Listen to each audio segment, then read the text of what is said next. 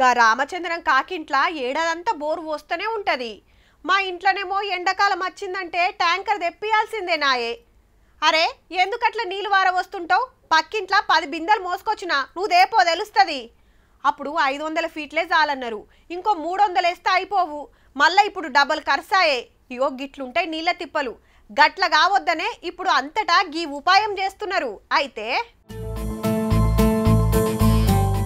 బావులు కాదుల్లో ఇంకుడు గుంతలే, కాని గడుతున్నది ఇండ్ల ముంగట కాదు, హైవేల పొంట.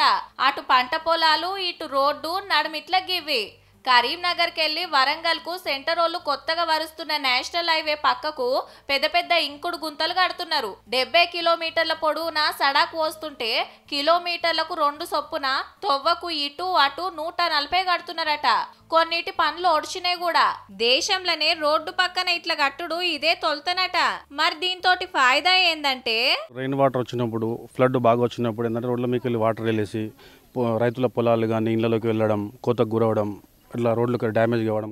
వరదలతోటి రోడ్లు ఖరాబ్ కాకుండా, పొలాలను ముంచకుండా అటు ఇటు చిన్న డ్రైనేజీలు కట్టి గా నీళ్లు చక్కగా ఈ గుంతలకు వస్తట్టు చేస్తున్నారు.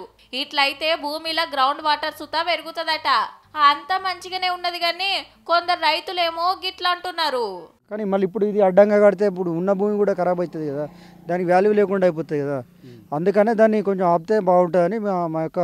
మరి వీటితోని లాభం అవుతుందో నష్టం అవుతుందో రేపు తెలుస్తుండొచ్చు కానీ పేరుకు గట్టినం ఇడిచిపెట్టినం అన్నట్టు కాకుండా చెత్తా చెదారం జమ కాకుండా ఎప్పటికప్పుడు చెకింగ్ చేసుకుంటే మంచిది.